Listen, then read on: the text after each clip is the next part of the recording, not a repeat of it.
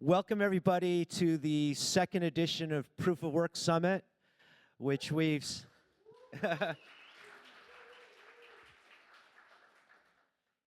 here in the belly of the beast, close to the European Central Bank in Frankfurt, at Spark, with our wonderful sponsors, Hive, Citrea, BlockScout, Logos, Rootstock, and Evertas. Thank you so much for enabling this event.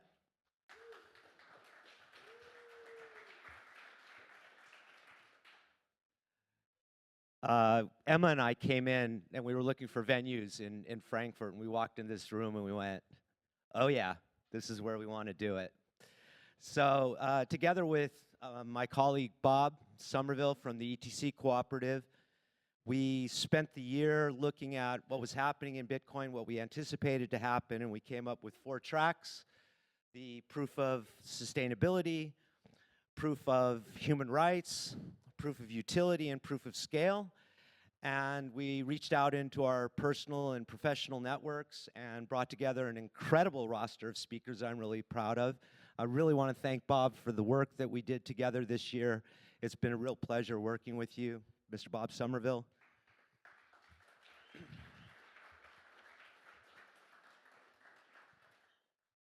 So, generally speaking, when we all come together at the dinner last night and in like programming, I always sort of like test the water to sort of like sense what is going on.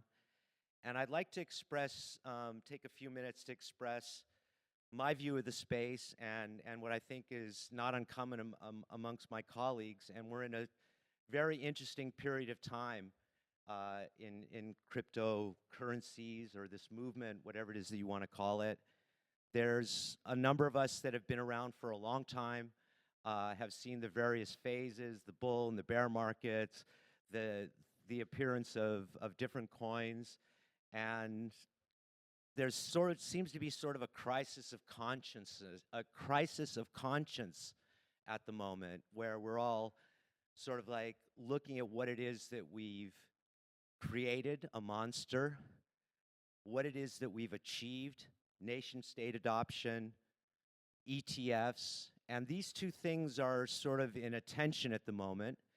And simultaneously to that, we're 15 years into this project, and there's a whole new generation of people that are coming in that are excited by developing in the space and here to solve Bitcoin's problems or other coins' problems. And so, historically speaking, I feel as a cypherpunk, as a crypto-anarchist, as a freedom fighter, sort of like challenged by a lot of the things that we see in the space, and then I feel simultaneously energized by this new generation of people that have entered the space and are devoting an amazing amount of energy and dedication to participate in moving the technology and the services that it provides forward. And it feels like, for me personally, it feels incredibly energizing. So we have here some of the top people in the layer 2 space. We have privacy advocates here. We have amazing people that are lobbying governments, that are working against FUD in the mining sector. And we have a number of people from multiple different chains.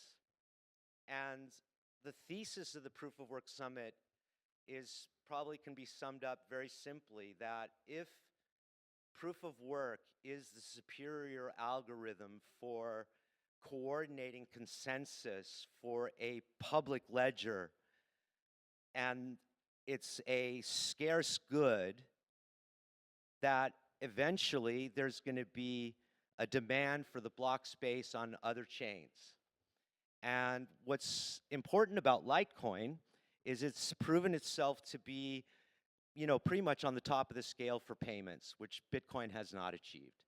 And there's a whole ecosystem and a whole user base that is, basically achieved the cypherpunk dream of peer-to-peer money. It's just not happening on Bitcoin, right? And so the idea of the Proof of Work Summit is that it's a space for us to come together and look at all of the individual use cases and differentiators between the chains, which represent, for me, decentralization. I don't think that any of the individual coins or any one of the individual networks achieved decentralization as we postulated that years ago, but I think the ecosystem as a whole, so Monero, Dogecoin, Litecoin, Bitcoin, and then the rest of the proof of stake coins, that all of that together we're essentially there. It's just not equally distributed. We have decentralization, we have distribution, and we have different communities which each enter into the space and attach themselves to a consensus rule set that they identify with and which serves their own individual needs. So I'd like to take the opportunity to invite everybody that's here and everybody that's watching on the live stream or that will be picking this up on the long tail to maintain curiosity and openness and a recognition that we're all in this together, and we should stop punching sideways at each other and start punching up right here in Frankfurt.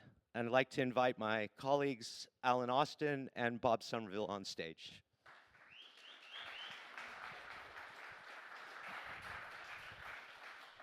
Please. Thank you. Good morning, everyone. I'll be brief, but my name is Alan Austin. I'm with Litecoin Foundation. I'm here with Bob Summerwill with ETC Cooperative, and it's our pleasure to introduce everyone to our second Proof of Work conference here in Frankfurt. So last year, we made the decision to do our first Proof of Work conference in Prague, for those of you who were there. And kind of the decision behind ETC Cooperative and Litecoin Foundation teaming up was that we felt that while there's certainly no shortage of cryptocurrency conferences, one thing that was lacking, one thing that we did feel a shortage of was really good quality conferences surrounding arguably the most important topic in crypto, which is proof of work and everything surrounding proof of work. And with that in mind, we felt that, proof of work is, in the bigger picture of things, we're still very early in this movement, but we're in a very important time. And like kind of to add on to what Michael had said, it's a very important and interesting time right now. I mean, we're seeing, with the explosion of social media, data being shared everywhere, regulations constantly coming down the pipeline, arguably not, questionable and not always in the interest of the best, for the majority of the people. It's really important that we continue to push for things that are important to our lives to help protect our rights. So things like self-custody, rights to privacy, rights to peace of mind, and things that help improve our quality of life. And so we thought what better way to do that than to have these platforms where we can bring in leaders in the space, and to kind of share and collaborate and continue to push forward and build and help protect these freedoms and rights for us. So with that in mind, just a very quick thank you to all of our sponsors, great speakers here over the next, with some great talks over the next 2 days, our team that helped, the staff that helped put this together over the many months, and all of our attendees. We hope everyone enjoys, learns some things, meets some new people, and has a great time while we're here. Thank you very much.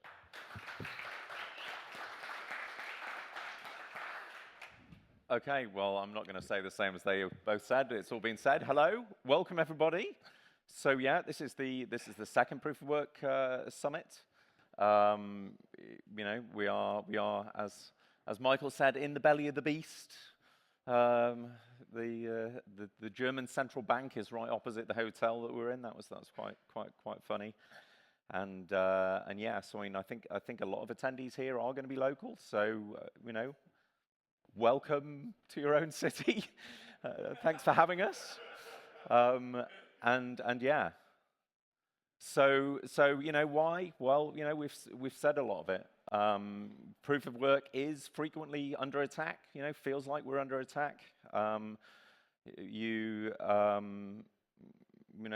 hear these false narratives about proof of work being obsolete, being actively harmful to the planet. Why would you do that? Look at those Ethereum guys. They've reduced their energy use by 99.95%. Why would you not do that? As Greenpeace USA said, well, we'd change the code, right? It's simple. So yeah. Oh, where are we? Are we one behind? No, there we go. So yeah, last year, here's an example of what you see. It was this delightful hit piece that we had from the New York Times. And always that, the language, right? By devouring it, causing immense pollution and the public pays a price. Nearly all of these things are utterly the wrong way round. Thankfully, with our Chris Larson of Ripple-funded FUD campaign, they seem to be coming to a close. Some of you have seen, so they haven't tweeted since January. They haven't written an article since July. So, that's a winner. We've still got the Skull of Satoshi, right? We've got the great meme out of their work, if nothing else. But, the reality is that energy markets are significantly more complicated than these simple narratives that we're sold. There is not uniformity.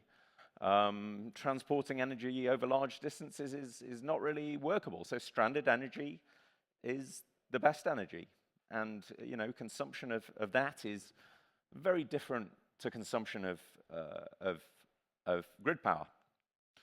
Last year, half of my slides were stolen from Daniel Batten there. So I'm going to have to do less of his slides this year because he's actually here to present that information himself. So that's fantastic. But I'm going to do a couple. I'm going to do a couple because they're so good. There may be later data for this, but there's two key slides that I think are so useful. So here, this is showing the energy mix of sustainable energy that you have for particular major industries. And I mean, as you can see, not only is Bitcoin mining, significantly better than any of these other major industries, it's improving as well, and it's rapidly improving over that 4-year timescale, and the others aren't. And why aren't they improving? Usually because they're just using grid power, so they have whatever you're given, that's what they have, right? They don't have the ability, really, to change their energy mix in most cases. And then the second slide, which is kind of, I guess, part of the other one, is talking about energy intensity across sectors. So, again, massively improving, the others aren't. So when you hear these stories about, mining is using the power of a country, it's just not a useful comparison. This I especially like, which is talking about changing sentiments, changing narratives in mainstream media articles. Are they largely negative? Are they neutral? Are they positive? And you can see this real phase shift just over a year ago where, things were improving significantly. And, and I really credit the people who are spending huge amounts of time countering FUD in a polite, productive, and informational way, right? Not, yes, because the reality is, a lot of journalists, they're just trying to do their job, right? They don't know. This is not simple stuff to understand. So, that education and that lobbying and advocating is invaluable, and it's showing, results. I like this one as well. Our friend Alex de Vries,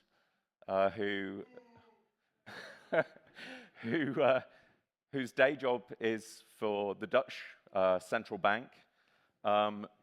He has a blog called Digiconomist, where he has put forward some assertions which are perhaps not exactly correct. He's best known for the, each Bitcoin transaction uses gigantic amounts of CO2, and then more recently, water, So was it a swimming pool of water per transaction was his figure? Anyway, and then you can see many of these other, I don't know what you call, are these peer-reviewed, Daniel? Some of them, a little. You just see that the shit flows downhill, right? And then the journalists are feeding off the bottom. So anyway, that stuff's starting to change, which is great. Something else just to mention briefly, And Harold Rauter, one of our speakers, will be talking a little more about this. So here in Europe, we have this thing called MiCA, which is Markets in Crypto Assets.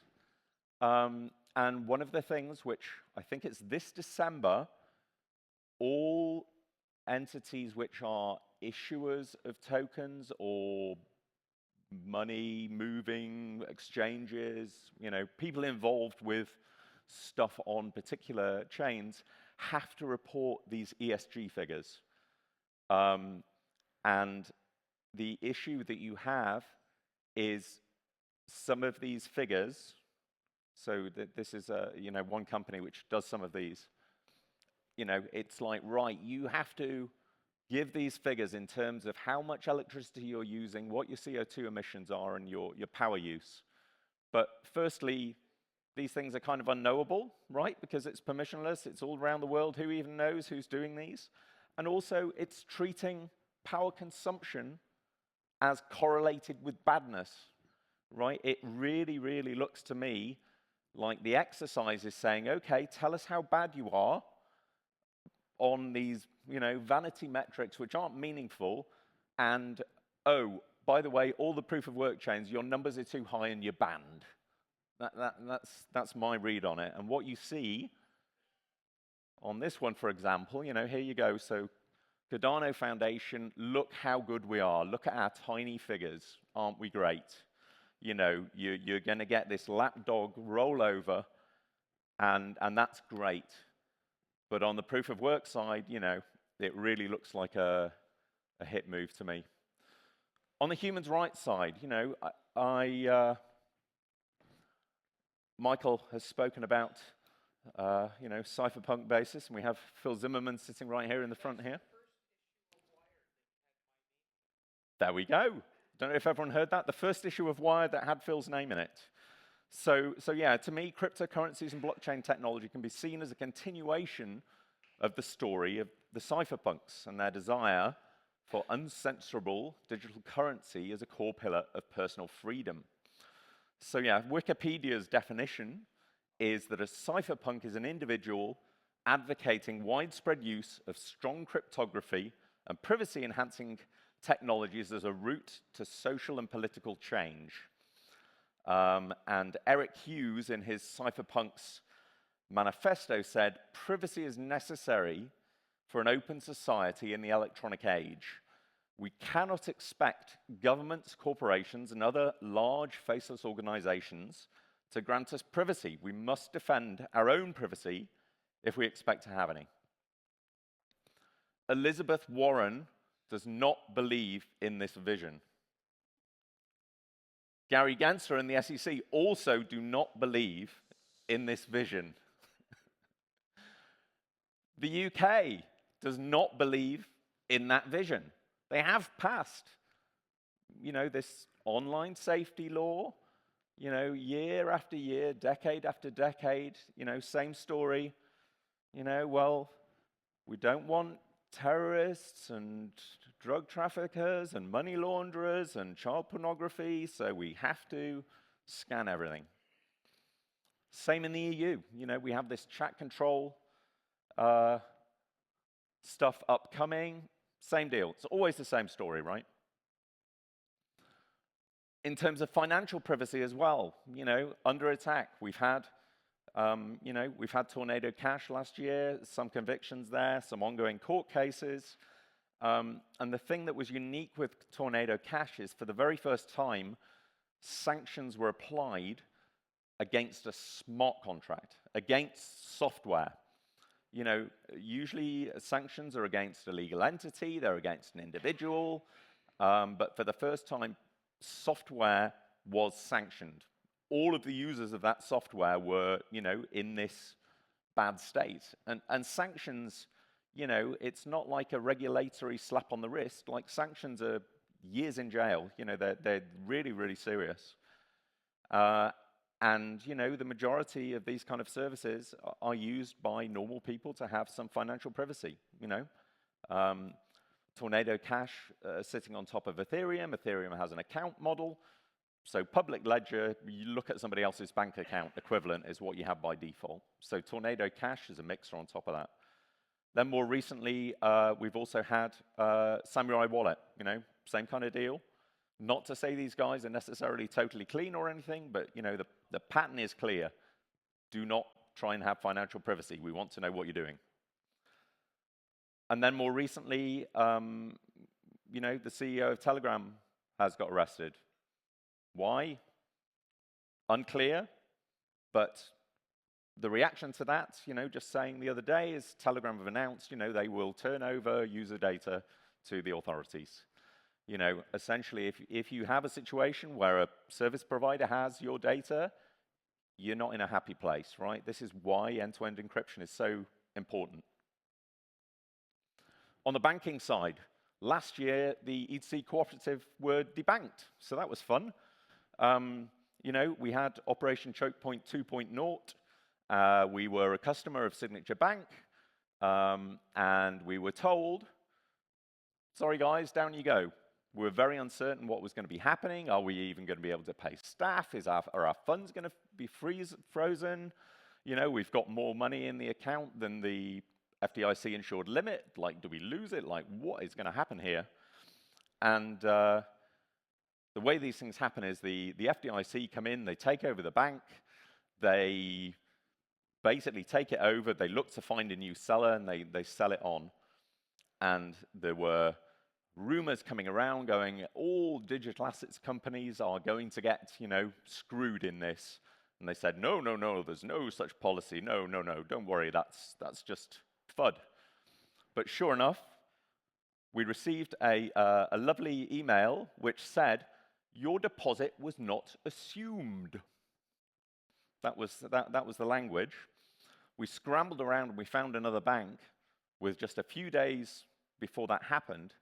And if that hadn't happened, what would have happened is, here is a check, thank you, goodbye. But you haven't got a bank to put it in. Anyway, that happened to many, many companies. And, the ETC Cooperative, we are an IRS reporting public charity with very minimal crypto transactions. Most of it's just wires, doesn't matter. We got PayPal as well, that was good. So last year, we had a corporate PayPal account set up, associated again with a non-profit, which was only ever used for Eventbrite. So tickets for the conference, that was all it was used. And we got this lovely note, you cannot use PayPal anymore. We will not tell you what the problem is. There's no right of appeal, and we're going to hold your money for 180 days. That's what happened. Just recently, I was trying to close it. I can't even close it. They won't let me close it because they say there is an unresolved issue. Yeah, that was you. Anyway, on the proof of scale side, what's happening in Bitcoin development is super interesting to me right now. For a very, very long time, you've had this store of value, value transfer, Lightning not working great on top of it, and that's kind of what's happening. Starting really, before BitVM, really with ordinals. Ordinals, I think, was a real big change. Really at the start of 2023 there was Casey Rodmore working out, well, with Taproot, you can store arbitrary data, and we can do NFTs, we can do non-monetary use cases. So that was great. And then we had Robin Linus with BitVM. So anyone who hasn't heard of BitVM, it's really a clever design pattern which allows you to do on-chain proof of off-chain computation. So it's not the same as other virtual machines on other smart contract platforms where you've essentially got a platform for writing applications. It's not quite that. It's that kind of computation is happening off-chain, but you can prove the correctness with this challenge-response kind of pattern. So really, what's happening there from BitVM and all of its many variants, including, for example, BitVMX, which is being developed by Sergio Lerner, who is maybe not in the room, but he is here for the conference, where really it looks like Rootstock is going to have, an upgrade. You've got Citria as well, who are building an L2 EVM on Bitcoin, as are many others, and we have Bitcoin OS. Yago is also here. So you've really got this new pattern of saying all the kind of L2 world that's happening on Ethereum and other chains can potentially come to Bitcoin. That you can perhaps have all of these different types of decentralized applications, but running on top of Bitcoin, which to me would be just wonderful, right? Myself, I've spent a lot of my career on Ethereum and then later on ETC, and all of that, innovation and smart contracts and, what are the other things that we can do as well as simple value transfers? Like none of that's been on Bitcoin. Partially, primarily because of, constraints in the Bitcoin scripting system, but I'd say also a cultural thing, right? That in the early days, that stuff was kind of okay. You had Counterparty, you had colored coins, you had all kinds of things going on. And that kind of got, got maxied out. And it's starting to come back, which would be great. If these worlds can kind of come back together and you can have, this Bitcoin base with the, the most decentralized, most secure, largest network effect, we can have all of those. That would be fantastic. So, so this year, we have a whole stream of fantastic speakers talking about all of these things going along. So the Bitcoin Layers team are fantastic. You'll see many of these sorts of ecosystem diagrams floating around at the moment. Many of them poorly researched with rug pulls and scammy, horrible stuff mixed in with the legitimate projects. If you are looking to understand, I would urge you to use Bitcoin Layers as a lens for that. So, many things going on. It's a bewildering range of things that are happening. And I think at least a part of that was Dan held the figure he had last year, because he has a fund for these now. So the figures he was working on was that Ethereum L2s were about 30% of the market cap of the Ethereum L1. So 30% the size for the L2 versus the L1. On Bitcoin, it was 0.1%. Tiny, and that's really has been Liquid, Lightning, which despite its, mind share is actually tiny in use in actual use. Also Rootstock and Stacks. So if you did have a growth of that Bitcoin L2 ecosystem to a similar scale, that's like $300 billion worth of value, and it's a 300x growth. So what you see right now is an absolute gold rush. And some of it is fantastic and legitimate, and a lot of it is money chasing. But the real work that's happening is super exciting. On the utility side, a cynical question that I find myself asking, like 10 years into my involvement in this space is, like, where are the really useful applications? I think the sad reality is, Bitcoin works, stablecoins work, then it drops off really quite rapidly. There was an article that came out from Union Square. Is it Union Square Ventures? So this is 2018, 6 years old now, analysis. And what it's talking about is normally in technical development, you have phases of infrastructure and phases of applications. And they work the other way around than you would think. So this is the pattern that you usually get, is a new application comes in, right? Whole new thing, didn't exist before. Wow, Uber, whoa, you can like have a map and see where the things are, great. And then what happens is infrastructure to support that kind of thing gets commoditized out of it, right? You didn't know you needed the thing, right? It's the first of the things, so you can't know what you need. But what happens is a new set of things comes into existence, and then you have a market for tools to build that kind of thing, for frameworks or so on. So, you know, you didn't have an airport for the Wright brothers. They didn't have an airport that they were doing their plane at, because you couldn't do that, right? So, you know, they're on a beach, and then all of a sudden, okay, right, planes are a thing. Well, you know, a lot of people want planes. Okay, you need an airport. You didn't have an electrical grid when Mr. Edison here was doing his light bulb, or many people were actually involved with creation of a light bulb, but, you know, great, you've got a light bulb, okay, well, you need a lot of light bulbs, you need a grid. So, you know, what you see here, so this is a view of technical innovations, right? So, you know, you get messaging first, and then later you're like, oh, I'd like to message on a larger thing. So, you know, you get the, you know, TCP/IP standards and the Ethernet itself, and, you know, you have this pattern of applications prove a thing, and then you have the infrastructure and back and forth. You know. So Amazon Web Services, you know, it was a side effect. Amazon were building their e-commerce platform, and they needed huge scale for that. And then they're like, oh, we've got this kind of thing, and you can have servers, and you can bring them up and down, and there you go. It's cloud. Cloud has kind of been invented as a side effect of Amazon.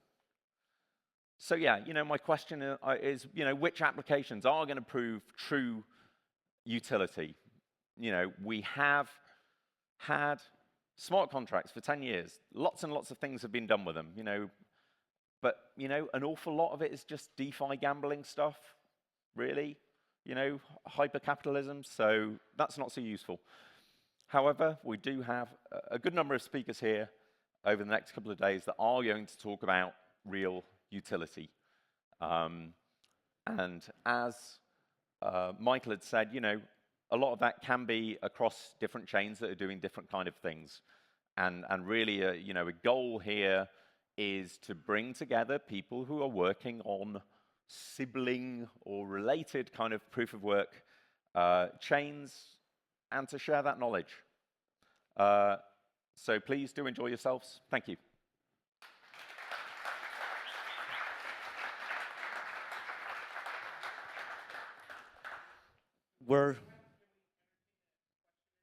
We can.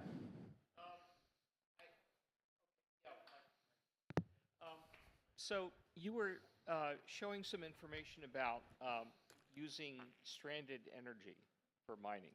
Yeah. So this is, you know, an intriguing idea. You know, we've talked about it last year. So it's good to know that hypothetically it could be done, and in practice it is done in some cases. Yes. But what I'd like to see is a pie chart of all of the Bitcoin that is created, you know, mined, all the Bitcoin mining in the world, and show on that pie chart how big is the wedge that is powered by stranded energy.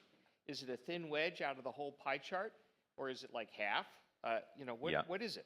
So there will be multiple talks on that topic. Okay. Well, perhaps you might be familiar enough with the material that you might... No, I'm not. I should not be the person talking about that. Well, okay. We have numerous experts who will be talking. There's two chunks worth of proof of sustainability content. Some this morning, following on here on this stage, but there's a whole load of them tomorrow as well.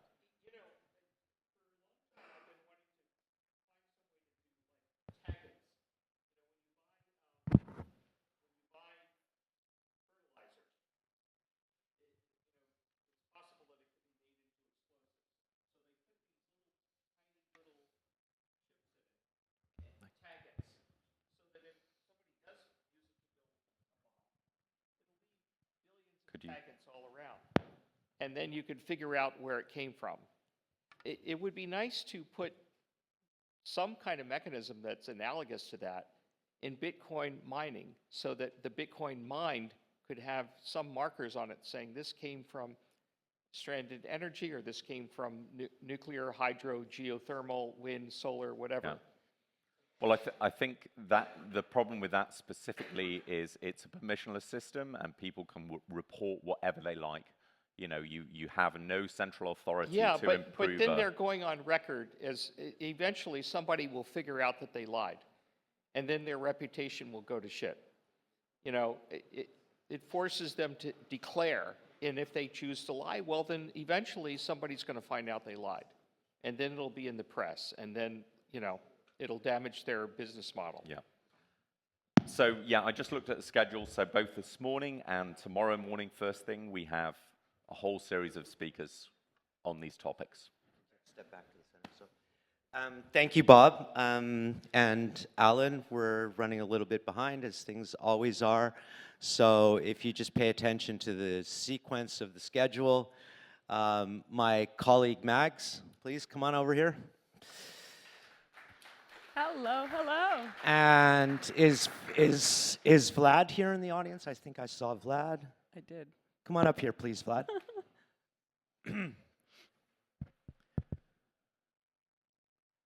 So, my good friend and colleague Vlad Kostea and Magdalena are going to be my co-moderators today. So she's going to take over the morning shift with the sustainability. And then Vlad will be taking care of the afternoon with the proof of scale track. Don't forget that we have a second stage downstairs, which is very intimate. I'm sorry, upstairs, which we have a full program on as well. So take a look at the schedule, decide what it is that you want to see. For the people out there, both of our rooms will be live streamed, and welcome to Proof of Work Summit 2024.